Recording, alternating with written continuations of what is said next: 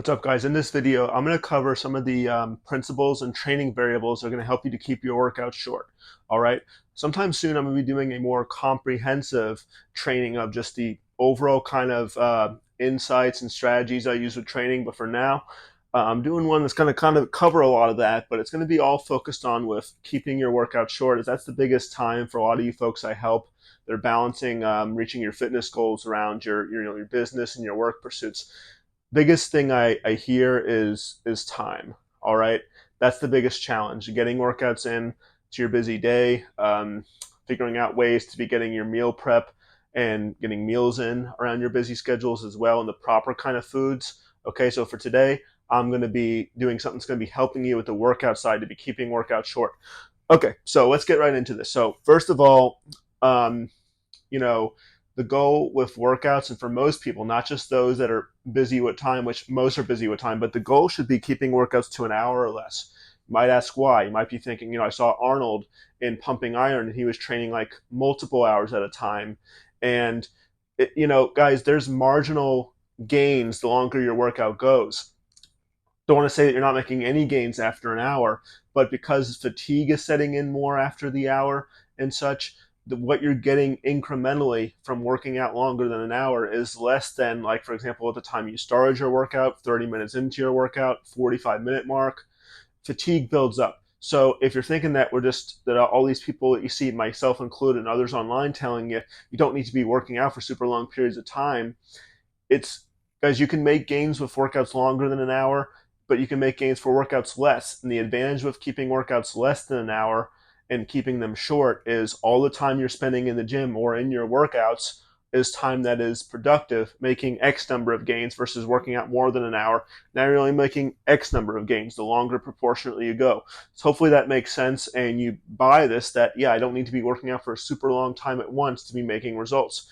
All right, guys, so I've got 5 different kind of training variables I'm going to go over and break down the kind of insights into how these work with keeping your workout short. Okay, this is per Nick knowledge. All right, so here it goes, guys. With loads, you want to pick the right type of weights to be using, kind of as a function. You can think of it as a function of your 1 rep max. I use it more of a function of loads versus the amount of reps you can do while maintaining form and not going crazy above or too crazy above failure or too muscle failure. Muscle failure being where you can't do another rep, more or less. Okay, guys, typically, and I coach people with gaining muscle and gaining strength as well as losing fat, trying to do those concurrently. The range is going to be anywhere from 8 to 20 reps. There could be little deviations. Sometimes you could do slightly more reps. Sometimes if you're, looking for a strength focus, you could do a little less, like 6 to 8. But typically the right range is going to be 8 to 20 reps, okay? And you got to think of it on a per lift, per exercise basis. It's not just, you always do the same kind of rep schemes. If you are looking to gain strength, you may want to go heavier on your main lifts a little.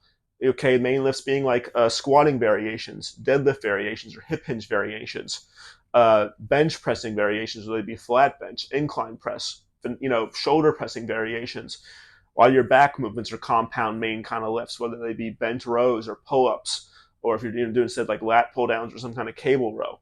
Those are the kind of lifts that, if you're looking to get stronger and stuff, or at a certain stage where you're not able to lift a lot of weight and there's a strength emphasis, could be times where you're in the lower rep range of that, or even sometimes when you're a little more advanced than like a total novice. Sometimes even 6 to 8 reps can be a good range. Okay. Now here's the thing with loads, guys. There's a little bit of intercorrelation with some of these between these 5 training variables. There's a little bit of intercorrelation, and this is one of them. Loads with rest periods, guys. If you go too heavy, you're going to need more rest. More rest you need, that's more time in the gym, and you're looking to keep your time down, which is fine, but this is just what you have to factor in your total workout plan. Okay, if you go way too light, you could be able to get a lot done quicker, but then you also shift it more that you're training more for endurance. And if you're doing really, really light, you're either going for endurance. If you're doing more reps, you could be, taxing that kind of area more of your endurance versus more muscle and strength, or if you're just going too light, not doing enough reps, you're not quite getting as much out of it as you want. So you want to get into that right range, which is typically going to be 8 to 20 reps typically. Okay, next one is rest periods. Rest periods can be anywhere from like under a minute, 30 seconds, even less than that, could be up to 5 minutes, okay? 5 minutes plus. And it's again depending on what you're looking to do with that particular lift. Again, rest periods are more on a per exercise basis. Looking at individually, how much rest do I need? Okay, so you want to be strategic with this, and that strategy is coming down to, again, it's not just, oh, I'm always going to rest 1 minute between every exercise I do. No, think of it on a per exercise basis. Okay, here's some guidelines to help you to make these decisions. If you're doing higher loads, you're going to need more rest. This goes preceding the higher load set or after the higher load set. If you're using more weight, other things equal, you're going to need more rest, or that, or if you're just very conditioned and are able to lift heavier without doing that. Okay, especially if you ever got, I don't coach people so much with powerlifting and getting more powerful, which is strength plus speed. But if you do go that route, you deplete glycogen levels a lot more. If you're going like 5 reps and fewer, 3 reps and fewer on a set, even if it's not the heaviest weight you could be doing at that set, that's going that requires more rest. Okay, same thing. Even if you're just doing a heavier type of set or a more intense set on your main lift, and you're going close to muscle failure, you need more rest from that. That, or to push yourself more in that set, you need more rest preceding it. Okay, now for basically, you need more rest for more intense lifts or for lifts that are covering more muscles, i.e. main lifts, again, squats, deadlifts, hip hinge movements, bench presses, incline presses, pull-ups, bent rows. Other things equal, you need more rest for those main lifts because those take more out of you versus things like bicep curls, tricep extensions, leg curls, calf raises. Okay, because we have more muscles being worked. And typically, heavier loads are used too. More taxing on the body. Okay, so here's some insights in terms of, if you can keep your rest periods shorter, that can be really helpful. Okay, because most of workouts, whether you're keeping short rest periods or long, a good portion of your workouts, for most, is actually spent resting between sets. Guys, so for less rest, this can be great with movements that you're warming up on. When you're warming up the movement, like, starting with the lighter weights, could be with specific exercises that are more warm-up movements that you're doing pre-fatiguing methods where you're doing certain movements that aren't so hard before your main lifts in order to better prime yourself for the main lifts. Also, again, priming movements kind of goes along with warm-up movements that are priming your body for something later in the workout, as well as finishing movements that are at the end of your workout.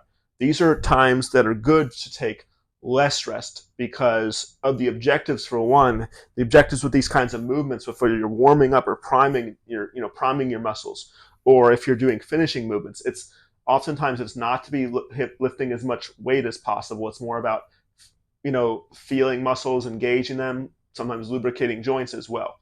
Okay, those can be good times for less rest. Okay, guys, tempos. This is something not a lot of people talk about, but basically, I'm checking my mic isn't. Yeah, it's on. Okay, tempos. Something basically with people teaching about gaining muscle and strength and coaches that are coaching on muscle and strength. Most people now like these slower tempos, but I never just say just one tempo is the best. Each is best for something. And I'll tell you, those super slow tempos, whether they be usually just the eccentrics or the lowering portions of the weight when you're, lowering the weight like a bench press, they like them super slow. I don't. We're going to kind of hit on a little bit why. Guys, here's the deal. More TUT, which is time under tension, requires one, more time within that set. More time within the set is increasing the amount of time in the workout. More rest required for the set, other things equal. Again, and then that's increasing the time of the workout, okay? So the longer that you're in the set, the longer that your muscles are under tension, it increases the amount of time in the workout because of the working sets are longer, and you need more rest from it, other things equal. Okay, if you really push the envelope enough of trying to get crazy time under tension with super duper slow tempos, it really can increase the amount of rest you need a lot between sets. Like, it can end up doubling the amount of rest periods you need between sets, if not more. Guys, the biggest thing I want with tempo is not just with, we just got to get time under tension. It's very like singular focus some of these people are with time under tension. But guys, usually tempo is used to ensure control. Okay, give an example of with a race car driver. That driver, the faster he goes, it does get tougher to be in control of his race car, right? Like which car is easier to steer, the car driving 200 miles an hour or the car going 100 miles an hour? Or what's related to highways, the car going 90 miles an hour or 80 versus the car staying in the speed limit, 65 or 70, whatever it is. Guys, so the tempo, we need to think of the tempos more with control. If you're lifting more weight, it's vice versa the way they teach it also. Some of these people like to just, they think that they're stronger because they're lowering the weight slower. It's true to an extent, but it doesn't factor in that muscles will fire at different paces depending on how they're programmed to be moving and how they've been trained to be moving, as well as with just how heavy the loads are, right? Who's a stronger pitcher? Which pitcher has a stronger arm? The one that throws 100 miles an hour or the one that can throw only 90 miles an hour? Okay, so guys, if you sometimes when you need to go heavier, that is a time to be lowering the weight a little slower because that's the kind of pace you can control it at, as well as with the pushing the weight, you're not going to be able to move it as fast if you're not as strong, assuming that you have control. Okay, now if you're doing certain movements that are more geared for lubricating joints, getting muscles primed, this isn't the time to be going super duper slow. You want to be keeping tempos continuous, and being strategic with how you use your tempos. Okay, and you got to factor in too with tempos, and this is just to make good use of your time more in the gym. But we there's gaining muscle versus promoting the function of how you perform movements, making your training more functional. Okay, so super slow tempos, other things equal, increased time under tension, and more time under tension, muscles are getting more damage inflicted on, which should lead to growth. Okay, but that's not how we move in actual life. We move in more continuous tempos. If I was going to grab this marker here and put on the board, I didn't strategically go slow to grab it. I just grabbed it. We do things in fluid continuous movements, and we're not like resting in the stress position, then going back up. And we do things in continuous type tempos. So you want to factor that into and make good use of your limited time in the gym. And you just have to think of in terms of that if you really milk things with time under tension of taking too long in sets, you're going to require more rest from it. Okay.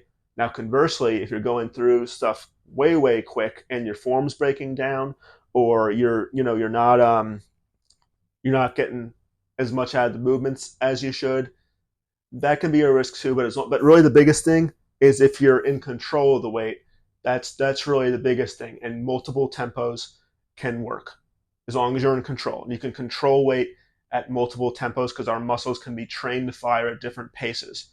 Okay, that's the deal. Okay, guys, now going over two more.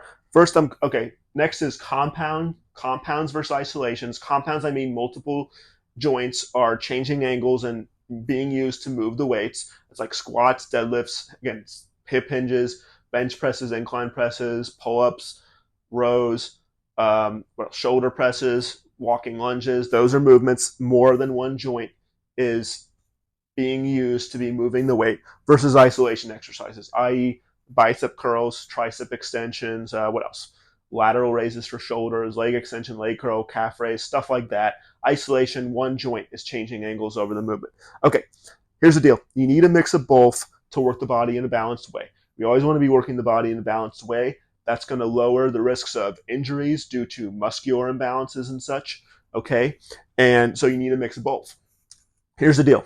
I'm going to go over with compounds versus isolation to give you insights into why you need a mix of both and kind of give you insights. It's going to be different by everyone what their exact mix of these movements are. But the biggest thing with compounds is you get more bang for your buck. Because you're moving, because more than one joint is changing angles in the movement, you're getting more muscles worked. Okay, you're able to lift more weight as a result too, and we just know we get more out of the compound lifts, like the ones I just mentioned. It's just very intuitive if you've trained before. You can just picture it yourself. What are you getting more out of? This movement or this movement. Okay, we're doing a squatting movement versus just sitting down and extending your knee. Come on, clearly you're getting more movement out of you're getting more bang for your buck out of the movement. That it's just tougher to be working more musculature with compound lifts.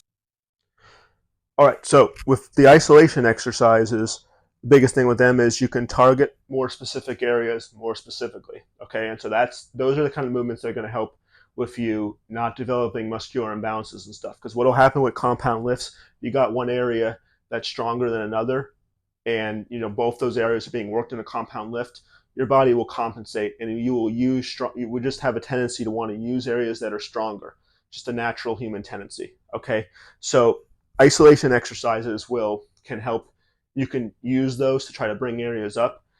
You can use them to try to prime areas that need to be worked more in your later main lifts. You can also be just direct with certain areas like back, where you have so many different angles you have to hit everything. You can use sometimes isolation exercises in order to hone in better on a certain area. Okay, that's the deal with isolation exercises. So it gives you insights how you need both. Okay, last thing is with splitting different muscles, and this is getting more into, okay, we have 3 days a week that we're going to work out, or whatever, 4 days a week. How am I going to split those different muscles that I keep my workouts to an hour or less? All right, that fits in with my schedule, and that is just, I'm not just working out so long that the longer I work out, the less I'm getting out of it. Okay, so here's the deal. The more you try to train in one session, in terms of the more muscles you try to hit in a session, it's either going to, one, take longer, or two, you get less done of each area. Okay, right? Takes longer. You're going to do your biceps and triceps, and instead of working out for X amount of time, it's going to take longer the more muscle areas you train. Or what happens is, okay, I'm going to do biceps and triceps together. I'm going to keep the workout under an hour. Normally it takes me 40 minutes to do biceps, 40 minutes to do triceps. And I'm going to now condense that to an hour. I'm going to get less done of each. Okay, that's what happens. It's probably a bad example. Hopefully it doesn't take you 40 minutes to do your biceps and triceps individually. Here's the deal. Two main ways to consider how to be splitting areas that I find the most helpful for keeping workouts in that kind of sweet spot of, about an hour or less. You can consider, like, with larger versus smaller muscles. Okay, and you pair larger and smaller muscles together in a session. Okay, because then you work something that's harder to train, then you work something that's not quite so hard to train. Okay, larger is harder, smaller is not so difficult to train. Okay, examples of that: if you have like a back and biceps day, or you have a chest and biceps day, or back and triceps day, or back and shoulders together, or chest and shoulder. We're trying to always have it where we have some larger, harder area to train, one with a smaller area to train. Okay, that's one way to think about with splitting different muscle areas to make it conducive for keeping the workout short. Another way is thinking of overlapping muscles. Okay, this is like, for example, like push-pull legs. This comes into play. That'd be like the same example with larger versus smaller, like doing like chest and triceps together, or back and biceps. We do our chest, we're pressing, we're working our triceps too.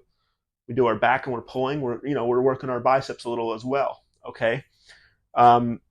There is overlap with certain things, like back and shoulders go together really well too.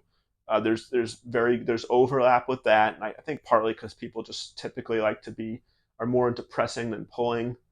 I mean, but there's different ways this can get figured out, and you got to figure, how am I going to get, based on what my needs are and my goals and what I need, what's relatively strong, what's relatively weak, how am I going to put this together to be keeping my workouts to the desired length that I want, that's going to work for me and my schedule that I'm going to be able to stick to. And these are insights to help you. And again, the bottom part here is to put all these together for a good plan. You don't just look at one piece individually. You think of, like, it comes down to your goals, and you just improving the level of balance with your physique. It always working towards a more symmetrical, more balanced physique. That's what it comes down to. And you look at all these kinds of things together, and you just put the pieces together to make something that is going to work for your goals, going to work for your time constraints. It's going to be increasing the level of balance of your physique. Guys, that's what I got for today. I got linked a couple other helpful videos. One is kind of going over just how it works with working with me one-to-one, if that's something of interest for you. I've got my Calendly below too, if that's of interest and you want to get on a call with me and connect with me personally, over Zoom. I got my Calendly below if you're interested. And Instagram is linked as well. Follow me there. I do a lot of other content there as well, just kind of quicker, like shorter form stuff on there that's helpful for you. And tons of stuff still going on here, so please subscribe if not already. Thank you if you are subscribed, and see you in the next one. Thank you.